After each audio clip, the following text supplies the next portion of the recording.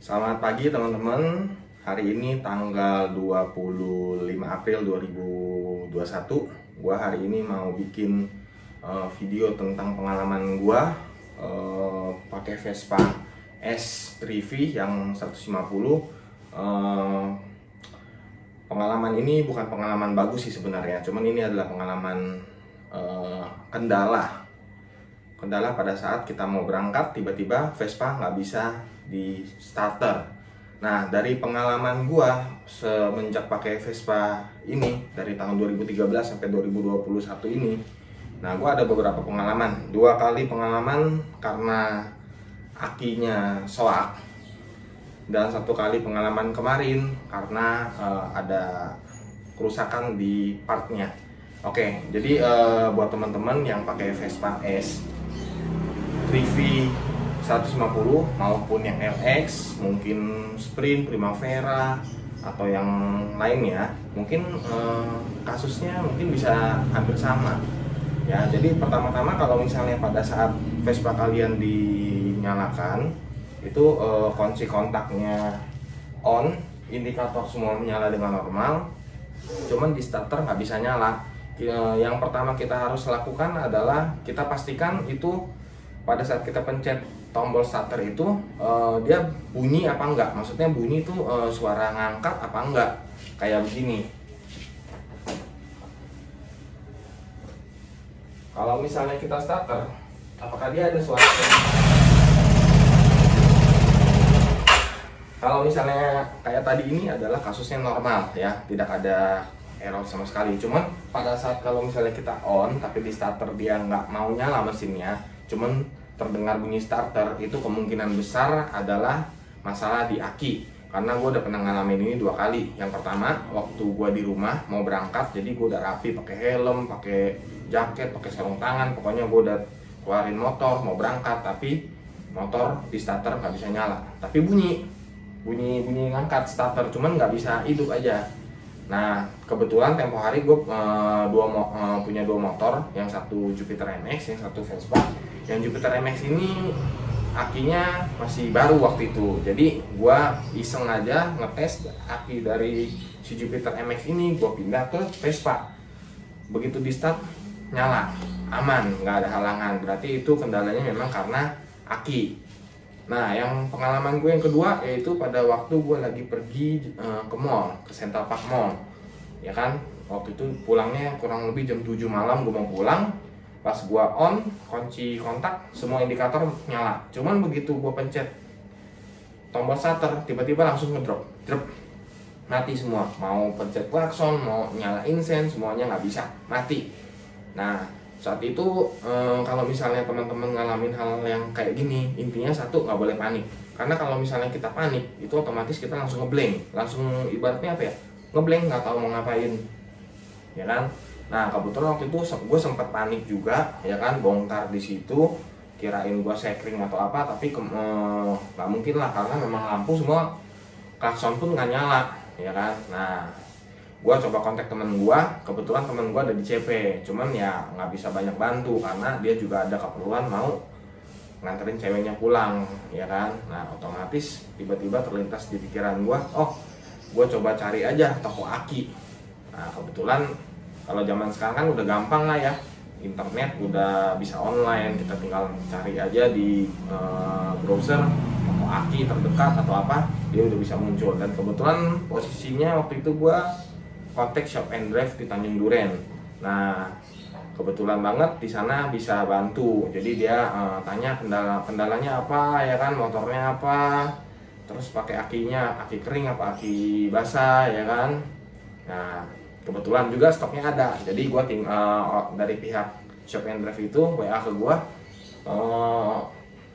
Mas, posisinya di mana? Tolong di-share log, gua kirim lokasinya, ya kan. Gua cepet-cepet keluar dari parkiran, nunggu di depan, di depan apa? Pintu keluar parkir motor.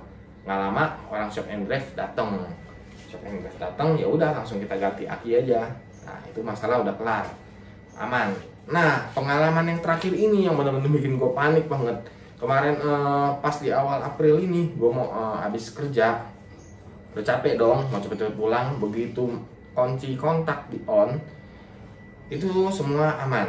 Kunci kontak di on, bunyi injektor narik bensin kedengeran. Tapi begitu dipencet tombol starter itu nggak bunyi sama sekali. Nah, pengalaman yang gua rasain waktu itu adalah panik, ya kan? Dan gua langsung berpikir apa ya? Seperti pengalaman sebelumnya, ini akinya. Padahal gua udah pasang voltmeter di motor gua. Dan voltasenya masih oke-oke aja gitu loh. Masih, kalau misalnya kita kontak on, ya kan, itu masih di 12-an. 12,7, 12,8 volt. Dan pada saat dinyalain idle itu 14,6 volt.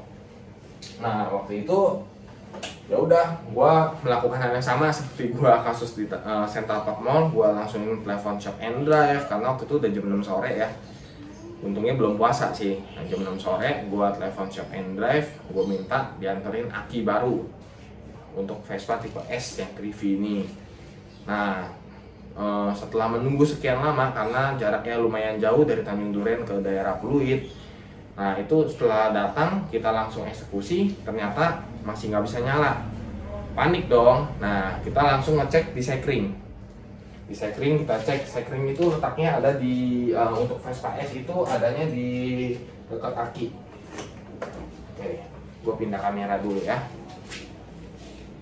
Nah, untuk di Vespa S ini lokasi sekringnya itu ada di dalam kotak ini, kotak aki. Jadi kita perlu obeng plus untuk buka ini bautnya.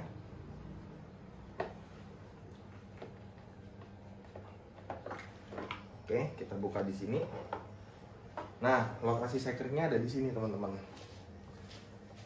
Ya, lokasi sekringnya ada di sini, tinggal dibuka aja. Di sini ada yang 10 ampere sama 20 ampere. Nah, waktu itu gue ngecek di sini, ternyata tidak ada yang putus. Begitu juga gue bongkar di bagian dasi depan Vespa S itu kan ada banyak sekring tuh. Di situ gue coba juga semuanya aman-aman jaya. Nah, tetapi waktu itu kendalanya adalah pada saat gue starter itu kan dia nggak bunyi. Betul nggak? Pada saat di starter nih nggak bunyi nih. Cuman begitu di starter kan, begitu remnya kita mainin di sini bunyi ceklik ceklik ceklik ceklik ceklik ceklik. Karena di sini ada relay starter yang warna coklat. Buat tunjukin ya, ini Tektoari. Gua ada beli.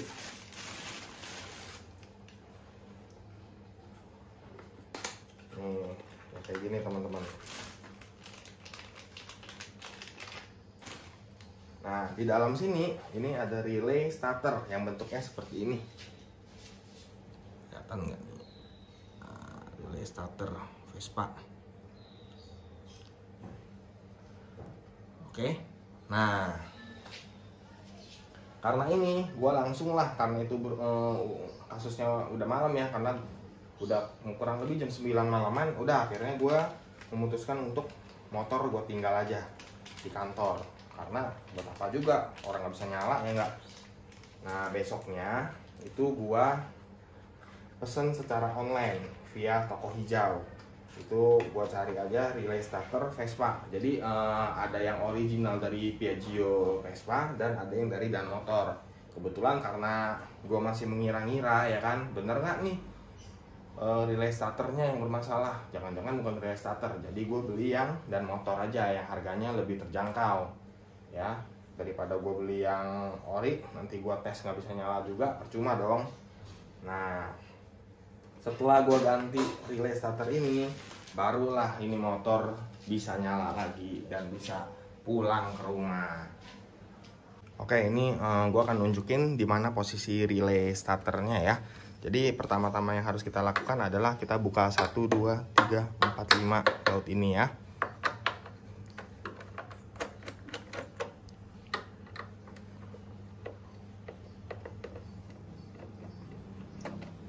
Oh ya, sebelumnya kita juga jangan lupa untuk buka ini box bagasi. Box bagasi kita angkut dulu supaya nggak ngeganggu.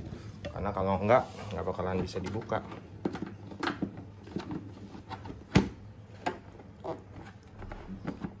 Bentar ya guys, ini karena bagasinya penuh, jadinya berat, nggak kuat buat diangkat pakai satu tangan.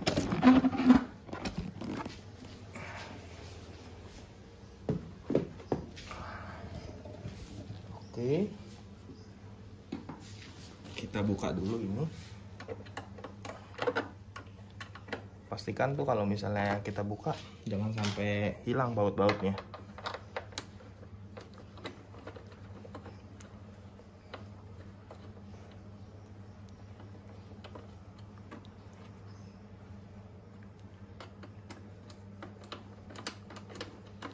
Harap dimaklumin ya, karena pakainya cuma satu tangan lagi pegang handphone untuk merekam.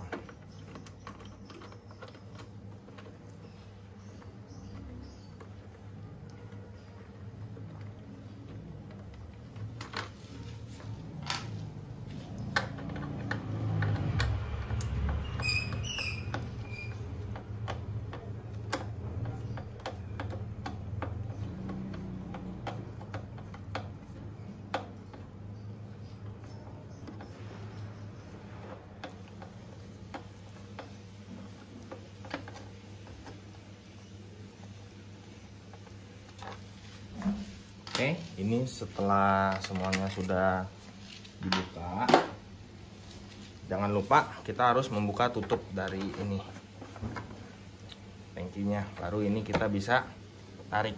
Dan di sini ada cantelan ya, jadi hati-hati.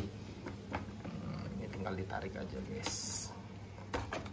Nah, setelah ditarik biar aman, ini tangkinya gue tutup dulu.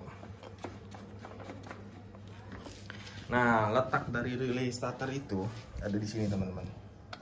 Ya, ini relay starternya. Jadi kalau misalnya bermasalah, kayak tadi kita udah coba kunci kontak di on, tapi di starter dipencet nggak bisa. Cuman pada saat kita lepas rem, pencet tarik lepas rem tuh di sini bunyi cetek cetek cetek. Nah, itu kemungkinan ininya yang bermasalah.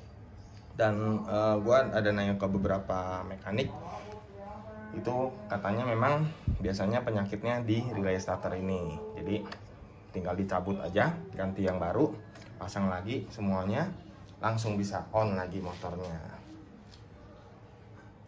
Ya, gua rasa sekian aja info dari gua, semoga bisa bermanfaat buat teman-teman semua. Sampai jumpa lagi.